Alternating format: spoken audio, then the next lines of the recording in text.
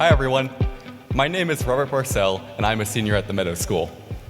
I have been at the Meadows School for the past 12 years. You heard that right, 12 years.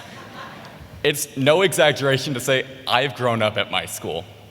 And while I unfortunately lack the perspective of having attended multiple schools or both public and independent schools, I believe that thanks to being there for so many years, I have a keen understanding of how a school as an institution functions and its strengths and weaknesses from the student perspective. Now, along these lines, I'd like to tell you a little bit about my philosophy on how a school should function to show how my school really shines. A quote that's always stuck with me is, "Education is not the learning of facts, but the training of the mind to think," Albert Einstein. But more than this, thinking shouldn't just be limited to how to work through a word problem, but instead how to think about how you want to approach your life. With the amount of hours that we spend at school, teachers are a large part of how we're raised. Therefore, I think the worst thing a school can do is try and create a uniform student body. Whether you're someone that absolutely loves learning, can't wait to get on the field, or just wants to go home, a school should give you the tools to think about how you want to approach your life.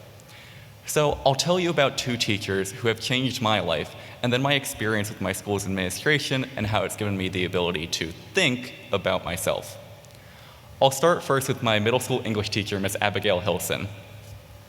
Though simply calling her a teacher would be doing her a disservice. While it's almost impossible for me to pick just one way that she changed my life, I would have to say she made me value school. See, in elementary and middle school, I was a horrific student, and I mean horrific. I couldn't focus, and despite my bi-monthly visits to the principal's office, no one was ever able to convince me that school really mattered.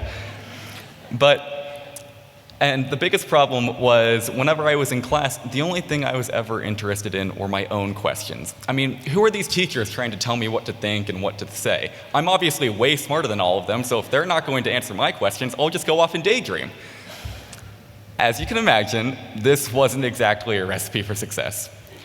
Miss Hilson, on the other hand, wasn't like any of the other teachers. For the first time, I felt like a teacher was talking with me instead of at me. When I was in her room, we would listen to Beach Boys and jump rapidly from Bradbury to 1960s Looney Tunes, letting my imagination and curiosity run wild. And thanks to many years of practice in Miss Hilson's room, I can not only sit in class, but I can use class to fuel my curiosity and my questions. And for that, I can't say thank you enough to Miss Hilson. Also,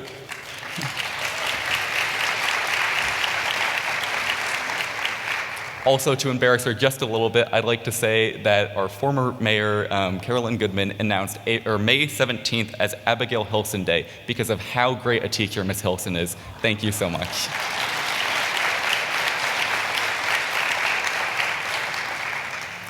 Moving now to high school, I'd like to tell you about my biology teacher, Instructor Cotter. Now, entering high school, there were a lot of things that I knew. There's going to be more football games, drama, work, etc., etc. But what I didn't have a clue about was, what do I want to actually do with my life? I mean, sure, I could put my head down, become a computer science or business major, give up my personality, and make $1 gazillion.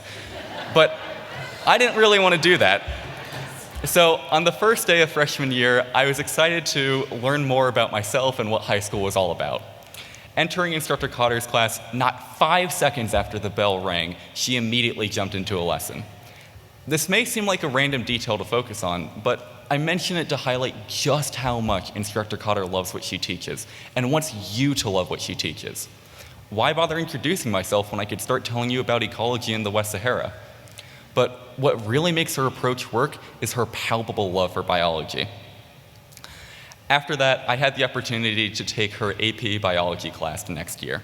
Now, to say that this is one of the hardest classes I've ever taken would be an understatement. In fact, if I were to make flashcards out of everything we learned in her class, it would be this thick. Thankfully, I survived. And a quick tangent for all of the teachers in the room. I can say that I have enjoyed 100% of the classes that my teachers have enjoyed teaching, even if I didn't like the subject. And we choose to forget the other ones. But something really strange happened when I took Instructor Cotter's class. all of those old fantasy and mythology books I would read and daydream about in elementary school just became really boring. I mean, how does Zeus conjure and throw lightning? Why would a ring turn Frodo invisible? Are dragons a keystone species and did Beowulf just destroy an ecosystem? Everything became science. Magic just felt like a cheap excuse for the beautiful inner workings of science that unfold before my very eyes. Needless to say, I was hooked. Before and after school, during lunch, during my weekends, I looked up so many articles and so many questions that one time I thought I caused the school Wi-Fi to crash. So when Instructor Cotter told me that she was offering a brand new course next year where I could pick any topic I wanted and be given school funding to do my own novel research, I thought I'd won the lottery. True to form, Instructor Cotter threw me for a loop the first day next year. Unlike bio, she started by saying, "You have 10 weeks to pick a topic. Go." Now, Instructor Cotter wasn't my teacher, but my supervisor. She let us make our own mistakes while giving us casual advice and different techniques. If your bacteria died or a solution didn't come out just right, her only response was a warm smile prodding you to try again. To think that as a junior in high school, I was able to do Alzheimer's research is something only Instructor Cotter could accomplish. And thankfully, what I want to do in the future isn't so scary anymore. As long as I'm in a lab, I know I'll be happy. Thank you, Instructor Cotter.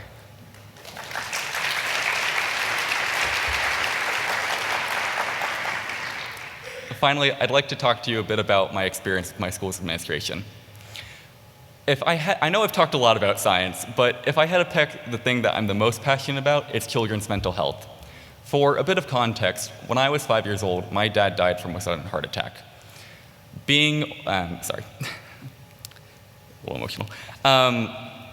And being only a couple of weeks into kindergarten, my teachers were completely unprepared to help and didn't have a guidance counselor at the time. And unfortunately, my first feelings of school were colored with fear and alienation, and it was really hard to adjust. Thankfully, my mom immediately put me into group therapy, where after a few years, I began to get back to a sense of normalcy. After I turned 12 years old, that group was nice enough to train me to become a peer support facilitator, so I could help the same kinds of kids that had helped me. But when I was running support groups, I always thought back to my first experiences at school and was worried that other kids might feel the same way due to a lack of resources. So when I was in 7th grade, I approached my school's new guidance counselor and the administration about starting groups in elementary school. Surprisingly to me, they immediately threw their full support behind me. And after creating my curriculum, I started running groups there. Thankfully, this trend has continued into the present. Since then, I've written a free workbook for ages 12 to 18 to learn a foundation for their mental health and proposed Senate Bill 313 in the 2023 legislative session, which would have increased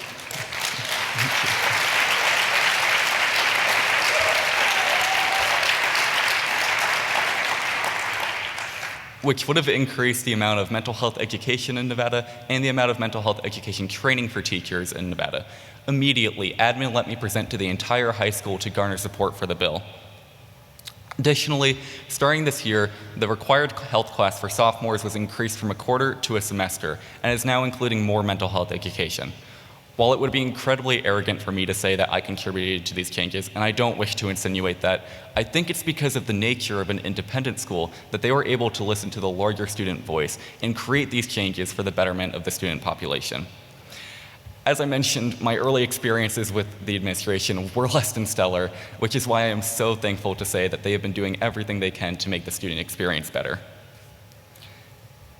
In closing, I'd like to first start by saying thank you so much to the Enrollment Management Association for giving me the opportunity to speak today. It's no understatement to say that my independent school experience has shaped almost every facet of my life, and thank you for giving me the platform to talk about it.